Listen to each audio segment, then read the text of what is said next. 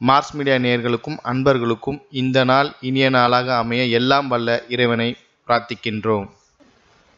இந்த சேனல் உங்களுக்கு பிடிச்சிருந்தா மறக்காம சப்ஸ்கிரைப் பண்ணுங்க, ஷேர் பண்ணுங்க, லைக் பண்ணுங்க, கமெண்ட் பண்ணுங்க. எனதருமை துலாம் ராசி அன்பர்களே, இந்த பதிவில் நம்ம என்ன பார்க்க போறோம் அப்படின்னா, குரோதி வருடம் பங்குனி மாத ராசி பலன். இந்த பங்குனி மாதம் எப்படிப்பட்ட மாதம், உங்களுக்கு எந்தெந்த கிரகங்கள் சப்போர்ட்டிவா இருக்கு, எந்தெந்த கிரகங்கள் மூலமா நீங்க கவனமா இருக்கணும், பரிகாரமா என்ன பண்ணினா ரொம்ப விசேஷம் அப்படிங்கறத பத்திலாம் நம்ம இப்ப தெளிவா பார்க்க போறோம். ஃபர்ஸ்ட் ஆஃப் ஆல், உங்களோட லாபாதிபதி சூரிய பகவான் பகைரோன ரோகஸ்தானம் என்று அழைக்கப்படக்கூடிய 6ஆம் இடத்துல இருக்கார். தைரியம் தைரியம் தைரியம். மறைமுக எதிர்ப்புகளை முறியடித்து வெற்றி காண்பீர்கள். உத்தியோகத்தில், தொழில், வியாபாரம் அருமையாக நடைபெறும். உங்கள் ஆற்றலை கண்டு வியந்து போவார்கள். சொந்தமாக தொழில் புரிபவர்கள், அதாவது சுயதொழில் புரிபவர்கள், கூட்டாளிகள் இல்லாமல் அருமையான வாய்ப்புகளை பெற்று மகிழ்வார்கள். உடல் ஆரோக்கியம் சிறப்படையும். மருத்துவ செலவுகள் குறையும். பிதா காரகன் அற்புதமான ஒரு இடத்தில் இருப்பதால் உபஜயஸ்தானங்கள் என்று அழைக்கப்படக்கூடிய 3, 6, 10, 11 ஆகிய இடங்களில் இருந்தால் விசேஷம். 6ஆம் இடம் அற்புதம். அதேபோல் மறைவு ஸ்தானம் என்றாலும் இந்த 6ஆம் இடம் ஒரு முக்கியமான இடம் என்பதால் உடல் ஆரோக்கியம் சிறப்படையும். கொடுத்த கடன்கள் வசூலாகும். கடன் சுமை குறையும். புதிதாக வீடு கட்டும் முயற்சியில் இறங்குவீர்கள். 9, 12 குடைய அதிபதி புத பகவான் பகைருண ரோகஸ்தானத்தில் நீச்சமடைந்து சஞ்சாரம் செய்கிறார்.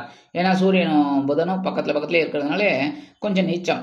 அதுவும் அது அந்த மீன ராசி புத பகவானுக்கு நீச்சம் வரும்போது என்னன்னா, நம்ம எல்லா விஷயத்திலையும் கவனமா இருக்கணும். அதாவது யாரையுமே நம்பக்கூடாது. தன் கையே தனக்குதவி அப்படிங்கிற மாதிரி நம்ம இருந்தா ரொம்ப விசேஷம். 18/3/2025 முதல் இந்த புத பகவான் வக்கரகதியில பஞ்சமஸ்தானத்துக்கு வந்துடுறார். அப்படியே பின்னாடி வந்துடுறார் 5ஆம் இடத்துக்கு. 5ஆம் இடத்துக்கு வந்தா என்ன அப்படின்னா, குழந்தைகள் ஓரளவுக்கு உங்களுக்கு ஆதரவாக இருப்பார்கள். குழந்தைகளை கொஞ்சம் தட்டி கொடுத்து கொண்டு போறது ரொம்ப விசேஷம். அனாவசியமான ஒரு தர்க்கம் குழந்தைகள்கிட்ட எல்லாம் வச்சுக்க வேண்டாம், சரியா? கொஞ்சம் அப்படியே அனுசரிச்சு போங்க.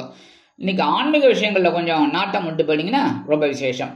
30/3/2025 முதல் இந்த புத பகவான் வக்கர நிவர்த்தி அடைகிறது ரொம்ப விசேஷம். 5ஆம் இடம் பலமா இருக்கிறதுனால ஓரளவுக்கு உங்களுக்கு மனசில் ஒரு தெளிவு கிடைக்கும். ஆன்மீக விஷயங்கள் அற்புதமாக நிறைவேறும். கோயில்களுக்கெல்லாம் சில டொனேட் பண்ணணும் அப்படின்னு நினைச்சீங்கன்னா அதெல்லாம் இந்த காலகட்டத்தில் நீங்க நிறைவேற்றிப்பீங்க. சில பேருக்கு குலதெய்வ பிரார்த்தனைகள்லாம் நிகழும். 10/4/2025 முதல் இந்த புத பகவான் மறுபடியும் பகைரோன ரோகஸ்தானமாக 6ஆம் இடத்துக்கு வந்து நீச்சம் அடைஞ்சிட்டார். மறுபடியும் நீங்க எல்லா விஷயத்திலையும் கொஞ்சம் கவனமா இருக்கணும், சரியா? எல்லா விஷயத்திலையும் முக்கியமா உடல் ஆரோக்கியம், கடன்கள் விஷயத்துல கழுத்தை நெருக்காம பார்த்துக்கணும். வட்டி கட்டி இருந்ததுன்னா கரெக்டா வட்டியை கட்டிடணும். அடுத்தபடியா ராசிநாதனும் அஷ்டமாதிபதியுமான சுக்கிர பகவான் பகிர்ன ரோகஸ்தானமாகிய 6ஆம் இடத்துல உச்சமடைந்து வக்கரகதியில இருக்கார். கொஞ்சம் சந்தோஷமும் இருக்கு, டென்ஷனும் இருக்கு. என்ன பண்றது, அப்படியே தான் போயிட்டு இருக்கு. ஆனாலும் சில பேருக்கு பாத்தீங்கன்னா விலை உயர்ந்த பொருளை வாங்கக்கூடிய ஒரு வாய்ப்பும் கண்டிப்பா கிடைக்குங்க. மனசுல ஒரு சந்தோஷம் இருக்கும். எவ்வளவு பிரச்சனைகள் இருந்தாலும் அதெல்லாம் பார்த்துலாம் போ அப்படிங்கிற மாதிரிலாம் இருப்பீங்க. 2, 7 குடைய அதிபதி செவ்வாய் பகவான் பாக்கியஸ்தானத்தில் இருக்கிறது ஓரளவுக்கு பரவாயில்லை. 7, 8ங்கிறத விட 9ஆம் இடம் பரவாயில்லை. தந்தையார் வழி உறவினர்கள் இவங்கெல்லாம் கொஞ்சம் ஆதரவா இருப்பாங்க. இன்னைக்கு தனவரவு ஓரளவுக்கு உங்களுக்கு வந்து சேரும்.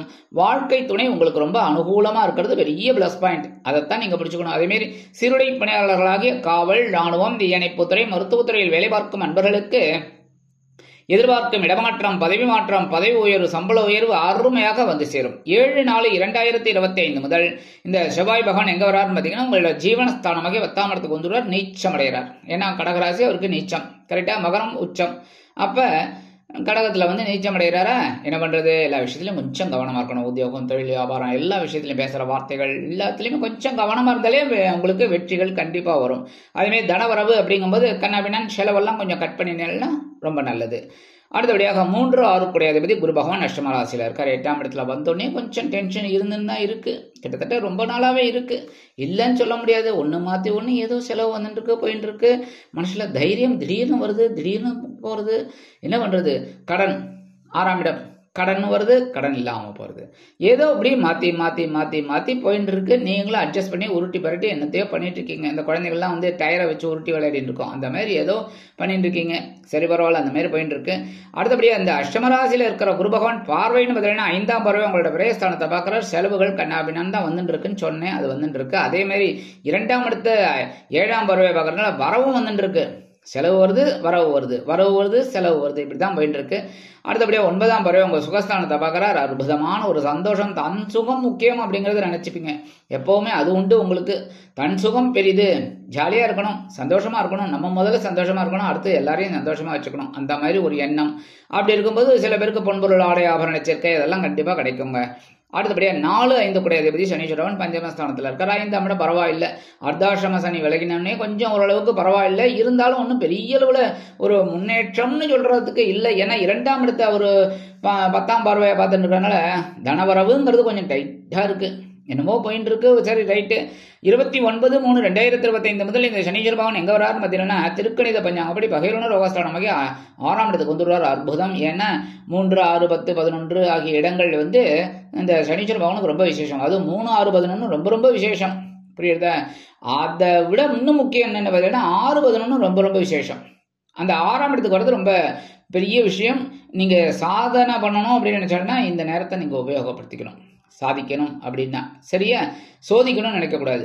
சாதிக்கணும்னு நினைங்க, கண்டிப்பாக ஒரு பெரிய ப்ளஸ் பாயிண்ட் உங்களுக்கு கண்டிப்பாக கிடைக்கும். உங்களோட கஷ்டங்கள்லாம் படிப்படியாக குறையும். ஏன்னா இவர் 6ஆம் இடத்துல இந்த சந்திர பகவான் மாதிரி ஒரு நாள் 1.5 நாளில் வந்துட்டு போகிறதில்ல. சந்திர பகவான் பார்த்தீங்கன்னா ஒரு நட்சத்திரத்தில் ஒரு நாள் தான், அடுத்து அப்படி அப்படியே போயிட்டே இருப்பார் அவர். அந்த மாதிரிலாம் கிடையாது இவர். இவர் சனீஸ்வர பகவான் சரியா இருந்து தான் போவார். அது மாதிரி இந்த 2.5 வருஷம் 3 வருஷம் அங்கேயே இருக்கிறதுனால கொஞ்சம் கொஞ்சமாக உங்களோட கஷ்டங்களை குறைப்பார். அடுத்தபடியாக ராகு பகவான் சாயா கிரகம் என்று அழைக்கப்படக்கூடிய ராகு பகவான் பகைவன ரோகஸ்தானமாகிய 6ஆம் இடத்துல இருக்கார். கேது பகவான் விரயஸ்தானமாகிய 12ஆம் இடத்துல இருக்கார். 6, 12 மறைவு ஸ்தானங்கள். கெட்டவன் கெட்டிடில் கிட்டிடும் ராஜயோகம். இப்போதான் உங்களுக்கு ஒர்க் அவுட் ஆக போகிறது பெருசா. ஏன் அப்படின்னா இது வரைக்கும் அங்கே இருந்தார். இப்போ அவர் அப்படியே ராசி மாற போறாரு. ஏன்னா இப்போ பயிற்சி இருக்கு, ராகு கேது பயிற்சி. அதுக்குள்ளே உங்களை ஒரு பெரிய அளவில் கொண்டு வரதுக்கு ட்ரை பண்ணுவார். நீங்கள் தான் பிடிச்சிக்கணும். ஏன்னா ராகு பிரம்மாண்டம், கேது ஞானம். ஸோ ஒவ்வொரு விஷயத்துலையும் உங்களுக்கு ஞானம் கிடைக்கும், அடுத்து பிரம்மாண்டம் கிடைக்கும். இந்த மாதிரி பிரம்மாண்டமான வெற்றியை எப்படி கொண்டாடணும்னு நினைப்பேள். அந்த மாதிரி பிரம்மாண்டத்தை எப்படி கொண்டு வரதுங்கிறதையும் யோசிப்பீங்க. அது உங்களுக்கு கண்டிப்பாக ஒர்க் அவுட் ஆகும். இதுக்கு உண்டான முயற்சிகள் எல்லாம் நீங்கள் மேற்கொள்ளணும். உத்தியோகத்தில், தொழில் வியாபாரத்தில், எல்லா விஷயத்துலையுமே நீங்கள் அந்த முயற்சிகளை மேற்கொண்டீங்க அப்படின்னா கண்டிப்பாக நல்லது நடக்குங்க. அடுத்தபடியாக வெளிநாடு போய் படிக்கணும், வெளியூர் போய் படிக்கணும், இல்லை வெளிநாடு போய் உத்தியோகம் பார்க்கணும், வெளியூர் போய் உத்தியோகம் பார்க்கணும்னு நினைக்கிற வாழ்க்கைலாம் கண்டிப்பாக ஒரு சக்ஸஸ்ஃபுல்லான ஒரு மாதம் இந்த மாதம். அதெல்லாம் நீங்கள் அற்புதமாக பிடிச்சிக்கணும். பரிகாரமாக என்ன பண்ணினா ரொம்ப விசேஷம். இந்த பங்குனி மாதம் முழுசும் நல்லபடியாக இருக்கணும் அப்படின்னா முருகப்பெருமான் வழிபாடு கண்டிப்பாக பண்ணணும். 9ஆம் இடத்துல இருக்கார். அதுக்கப்புறம் பார்த்தீங்கன்னா 7ஆம் தேதியிலேருந்து ஏப்ரல் 7லேருந்து அவர் நீச்சம் அடைகிறார். ஸோ முருகப்பெருமான் வழிபாடு பண்ணுறது செவ்வாய்க்கு ஒரு பலத்தை கொடுக்கும். செவ்வாய் பலமாக இருந்தால் உங்களுக்கு ஒரு நன்மை சரியா, ஒரு நல்லதெல்லாம் கண்டிப்பாக நடக்கிறதுக்கு வாய்ப்பு இருக்குங்க. செவ்வாய்க்கிழமை வள்ளி தேவசனா சமேத எம்பெருமான் முருகப்பெருமானுக்கு நெய் தீபமேற்றி செவ்வரளி மாலை இட்டு வழிபாடு செய்துவாங்க. கண்டிப்பாக ஒரு பெரிய நன்மைகள் உங்களை தேடி வரும். அடுத்தபடியும் பெருமாளையும் மகாலட்சுமி தாயாரையும் வழிபாடு பண்ணுங்கோ. பெருமாளையும் மகாலட்சுமி தாயாரையும் விடவே விடாதீங்க. இந்த புதன்கிழமை, வியாழக்கிழமை, சனிக்கிழமை 3 நாளும் போங்க. போயிட்டு தாயாரையும் பெருமாளையும் துளசி மாலை கொண்டு சேவிச்சுட்டு வாங்கோ. அற்புதமான ஒரு சந்தோஷம் உங்களுக்கு கண்டிப்பாக கிடைக்கும். அடுத்தபடியாக நவ கிரகங்களில் உள்ள குரு பகவான் காயத்ரி வியாழக்கிழமை சொல்லி நெய் தீபமேற்றி வழிபாடு பண்ணிட்டு வாங்கோ. அற்புதமான ஒரு சந்தோஷம் உங்களுக்கு கண்டிப்பாக கிடைக்கும். ஆக இந்த சிறு பரிகாரத்தின் மூலம் குரோதி வருடம் பங்குனி மாதம் அற்புதமான ஏற்றம் தரும், மாற்றம் தரும், இனிமைகளை அள்ளித்தரும் மாதமாக அமையும் என்று கூறி விடைபெறுகிறேன். நன்றி, வணக்கம். மீண்டும் ஒரு அருமையான பதிவில் நான் உங்களை மனமகிழ்ச்சியோடு சந்திக்கிறேன். வாழ்த்துக்கள். வாழ்க வளமுடன். இந்த சேனல் உங்களுக்கு பிடிச்சிருந்தா மறக்காம சப்ஸ்கிரைப் பண்ணுங்க, லைக் பண்ணுங்க, ஷேர் பண்ணுங்க.